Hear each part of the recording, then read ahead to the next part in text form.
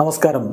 Raf talk ഫുട്ബോളിലേക്ക് അവർക്കും സ്വാഗതം. അർജന്റീന ആരാധകർ വളരെ ആകാംക്ഷയോടുകൂടി കാത്തിരിക്കുന്ന കാര്യം ലയണൽ സ്കലോനി അവരുടെ പരിശീലകനായിട്ട് തുടരുമോ എന്നുള്ളതാണ്.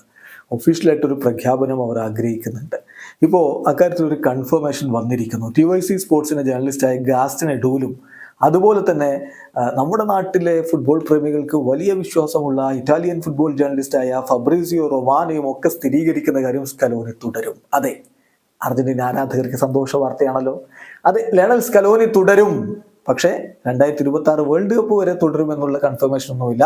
അടുത്ത കോപ്പ അമേരിക്ക വരെ അദ്ദേഹം തുടരും എന്നാണ് ഇപ്പോൾ ഈ ജേർണലിസ്റ്റുകളൊക്കെ റിപ്പോർട്ട് ചെയ്യുന്നത്. നമ്മൾ ഏതായാലും ഗാസ്റ്റിൻ എഡൂലിന്റെ റിപ്പോർട്ടിലേക്ക് പോകാം. അദ്ദേഹം പറയുന്നത് കൺഫേംഡ് ലയണൽ സ്കലോനി അർജന്റീൻ ദേശീയ ടീമിന്റെ പരിശീലകനായിട്ട് കോപ്പ അമേരിക്ക വരെ തുടരും. അക്കാര്യം കൺഫേംഡ് ആയിരിക്കുന്നു. ടാപ്പിയയുമായിട്ടൊരു മീറ്റിംഗ് നടത്തിയിട്ടുണ്ട്. അതിലാണ് ഈ ഒരു തീരുമാനത്തിലേക്ക് പോയിരിക്കുന്നത്. ഷുവർലി ഒരു ഒഫീഷ്യലായിട്ടുള്ള കൺഫർമേഷൻ, അതായത് AFAയുടെ ഭാഗത്ത് നിന്ന് ഒഫീഷ്യലായിട്ട് തന്നെ ഈ ഒരു കൺഫർമേഷൻ ഈ ആഴ്ച പുറത്തുവിടും എന്നുകൂടി ഇപ്പോൾ ഗാസ്റ്റിൻ എഡൂല് പറയുന്നത്. എന്തായാലും അത് ആരാധകർക്ക് സന്തോഷം ഉണ്ടാക്കുന്ന കാര്യമാണ്.